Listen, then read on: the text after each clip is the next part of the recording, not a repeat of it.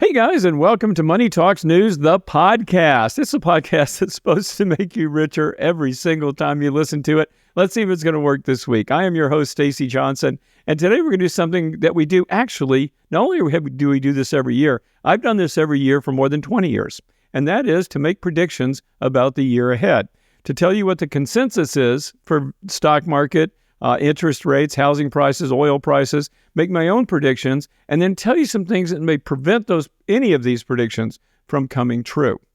So let's start with the stock market. The consensus for the stock market for 2025 is that it'll go up about 10%. Now, allow me to pause here and laugh out loud. Why? Because I've been doing this for 20 years. And guess what the prediction for the stock market is for the following year? Every year for 20 years. Yeah. It's the stock market's going to go up 10%, 8%, 10%. No one ever guesses the stock market's going to go up 26% like it has this year, nor do they predict the stock market's going to go down 30% as it has in years past. So, and why do you think all these people, who, by the way, these prognosticators on Wall Street are getting paid millions of dollars a year to make these predictions, and yet they predict the same thing? And why do you think they predict 10%? Well, because that's what the stock market has done. Over the last 100 years, basically, is averaged about 10% a year with dividends reinvested. So that's what these guys do. They go on TV and they say, oh, the stock market's going to go up 10% a year. And by the time the next year rolls around and you realize these guys were totally wrong, you've forgotten they said it. So they get to say it again. Anyway, as usual, the consensus is that the stock market's going to go up 10%. Now, how about interest rates? I'm talking to you now on December the 19th. Yesterday, the 18th, the Federal Reserve lowered rates by a quarter point. They will be doing that again a couple of times next year, although they may not be doing it as many times as once we expected. They hinted yesterday in their meeting that they were going to perhaps lower rates a couple of times. The consensus was that they were going to lower rates 4 times next year. They said maybe 2, but of course they also said, and this is true, they said they've got to wait and see what happens. I mean, they obviously deal with what's going on, not what they think might happen. They're not going to make a commitment to doing what they're going to do next year. But they said that they think that the Fed funds rate, that's the rate that they set, will be around 3.5 to 3.75% by the end of 2025. Right now, it's around 4.25%. So the Fed is predicting interest rates going to go a little bit lower. But how does that translate to you? The federal funds rate is the rate at which banks borrow from one another overnight. That obviously does not affect you directly, but interest rates in general do. For example, now the 10-year is a really important rate. It affects mortgages and things like that. When I say 10-year, I mean the 10-year Treasury bond. And that interest rate is around 4.5, a little over that today.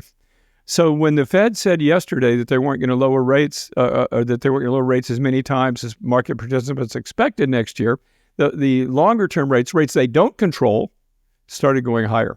So now this translates into mortgage rates. The 10-year Treasury is a bond that people look at as for an indication of where mortgage rates are going, not directly tied, but indirectly tied to the 10-year. That is expected to be so. Mortgage rates are expected to be around 6.5% next year.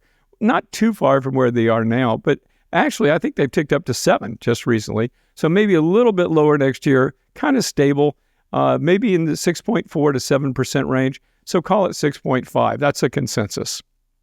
Now, what about housing prices? Realtor, this is so stupid.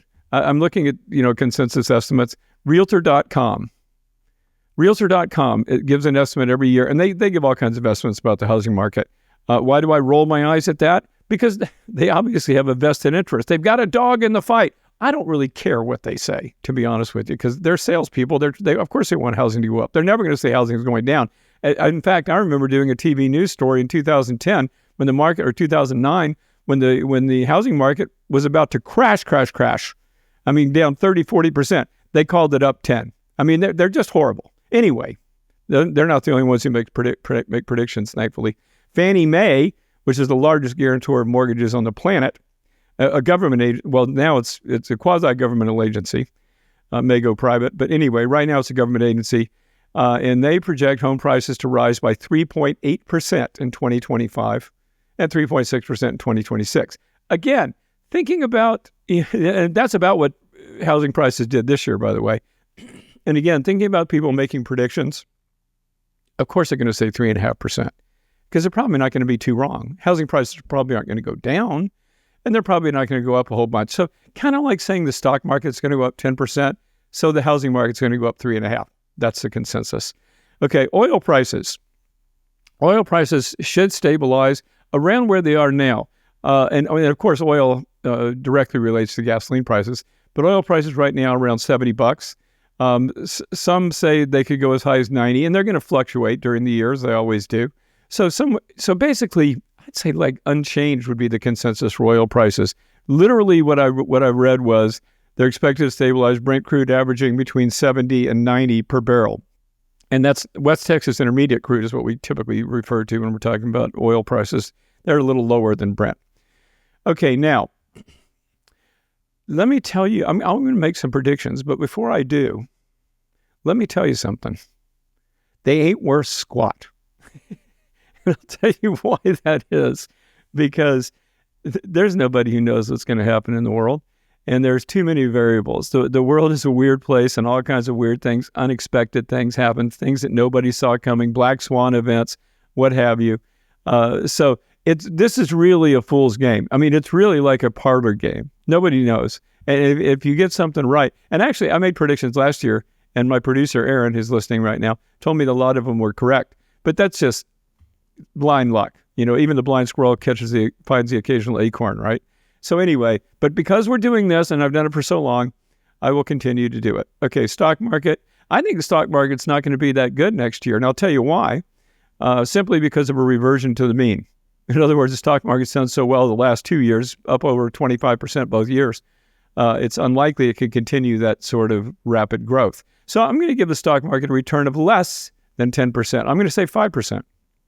And it could even be down. I'll give you a couple of reasons why in a minute, why it might not go down. But anyway, I think interest rates are going to be about the same. I think people were looking for much lower interest rates than we're actually going to end up having.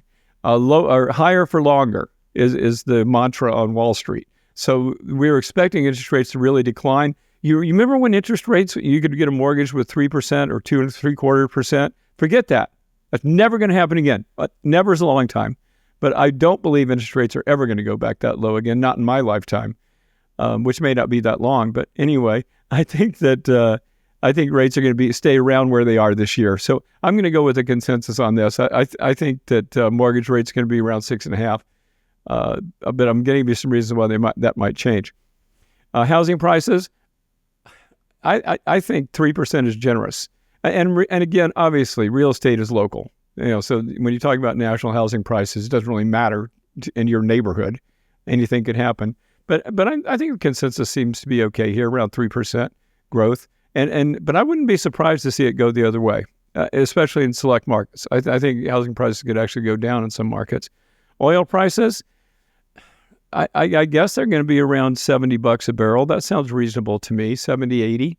I'd like to, I own a bunch of oil stocks, so I have a dog in this fight, and I'd like for it to go a little bit higher. Anyway, now I'm going to tell you something that isn't normal. I've done this for 20 years, and at least, actually, probably more. And I'll tell you, I think that this is the weirdest of all possible times to be guessing what's going on in these financial markets. And I'll tell you why, because we've never had someone in the White House more, that knows less about economics. To be honest with you, I'm not giving an opinion on Donald Trump. He may be the best guy in the world, but the best politician. He won the election. He may be a great husband, but I'll tell you what, an economics professor, he is not. And that's just a fact. Now, let me go over some things that may upset the apple cart in any number of directions. Now, before I do, the reason the stock market may continue to do well, the reason it has been doing fairly well since Trump's election, is because two things are going to happen. He's going to further lower income taxes on corporations. If I'm not mistaken, from 21% where they are now, they used to be 35. He lowered them to 21, and now he wants to take it down to 17, I think, or something like that. And also more tax breaks for people, normal people like us. But when you or me have to pay less taxes, then we have more money in the bank. So do corporations. The publicly traded ones, the less taxes they pay, the more money they make. The more money they make, the higher their stock prices go. So that would be good for corporations. Also, regulations. Trump is famous for hating regulations. Now, if you're a consumer, you might like to have some regulations to protect you. But if you're a corporation, you don't like regulations at all. And that is going to make, fewer regulatory hoops corporations have to jump through, the more money that they make. And again, that translates into higher stock prices. So you would expect the stock market to do pretty well. But let me tell you about some things that could go wrong, especially because of proposals that Trump has made. First, universal tariffs. He's proposed implementing a tariff of, 25% recently on Mexico and Canada, up to 60% on China, 20% universally with every single person who imports anything to the United States. And when I tell you he's not an economics professor, let me explain what I mean by that. He has literally said over and over and over that the American taxpayer, the American consumer, does not pay tariffs, that the country that sending goods to the United States pays tariffs. This is false. This is wrong. And it's elementary. It's Econ 101. If you send stuff here, the person who's importing those goods is the one who's going to pay the import tariff. Just consider it a tax. It's exactly the same thing as when you go to the grocery store and you pay sales tax. When you buy something from China and there's a 60% tariff on it, you will pay 60% more for that item. Just like that. It's a tax. Okay, now, what happens when the price of everything goes up? It's inflation. It's literally the definition of inflation. Now, it could be that none of this comes to pass, that tariffs don't come around, that he's using this as a negotiating tool. That's possible, and it's a good negotiating tool. I'm sure it's scaring the hell out of everybody that we deal with. But if he actually does that, prices on imports will go up. And there are things that, I know people, the argument is, well, yeah, but the purpose of tariffs is to protect domestic manufacturing. Well, but we don't make some stuff. We don't make bananas. Okay, I mean, when you have tariffs on something, that gives the domestic manufacturer, let's say there is a domestic manufacturer, whatever item it is, that gives them the ability to raise prices because you price the foreign competition out of the market, and so your the domestic company can raise prices. Again, inflationary. Also, again, maybe it doesn't happen. I don't know. I can't say. But these are the types of things. These are huge things that I never had to consider making predictions in the past. Okay, another one, the tax cuts. Obviously, who doesn't want lower taxes? Yes, I want corporations to be more profitable. I own a bunch of stock. Yes, I want Stacy to be more profitable, not pay as much income tax. But what happens when that occurs? What happens when that occurs is, unless there is a commensurate reduction in government spending, what happens is that the deficit gets bigger. What happens when the deficit gets bigger? Uncle Sam has to borrow more money. That crowds private borrowers out of the market, which forces interest rates higher. Higher interest rates also creates inflation. So, and obviously makes everyone's life more difficult and could even lead to recession. Okay, now, another thing he has said, I don't know whether he has any intention of actually doing this, he wants to have some input into where interest rates go. Right now, the Federal Reserve, who is the arbiter of interest rates, is an independent agency. They don't pay any attention to politics, and there's a reason for that. Because obviously, if you're the president of the United States, you want interest rates to be low because that's going to make people like you. But it may not be the best thing for the economy. And he's implied that he may want to interfere with Federal Reserve policy. If he does do that, again, this is Econ 101, folks. Now, you can say you're going to do something, and you can jawbone, and you can say, well, if you don't do this, I'm going to come over there and do it myself. You can do stuff like that and maybe get what you want. But if you actually interfere with an agency that's supposed to be independent, one that's important as the Federal Reserve, that's bad news. What about immigration? All well and good. No one should be in our country without permission. That's crazy, of course. But if you take 8 million people or have whatever number you want to use, and you take them out of the country and you do it all at once, well, what's going to happen? What do you think that's going to do to prices? People, agriculture, construction, these are industries that employ a lot of migrants, legal or otherwise. And if you send all those people back, then those jobs will either go unfilled or they'll be filled with people who get paid more money. That's why they're hiring people that are illegal, right? Because they work for less money. Well, if they work, if you hire people that get paid more money, then what happens? Inflation happens. The price of houses go up. The price of farm products go up. This could also upset the apple cart. And then finally, wrapping this all in a bow is just inflation in general. I mean, some of the policies that Trump has laid out, and again, these are just policies, he's not even in the White House yet.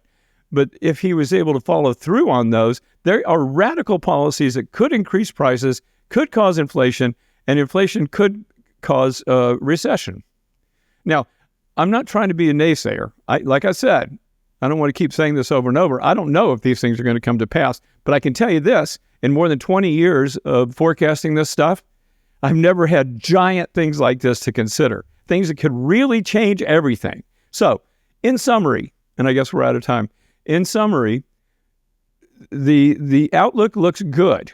I mean, because less regulation, lower income taxes, animal spirits. I mean, the stock market's been going up. It's been going crazy.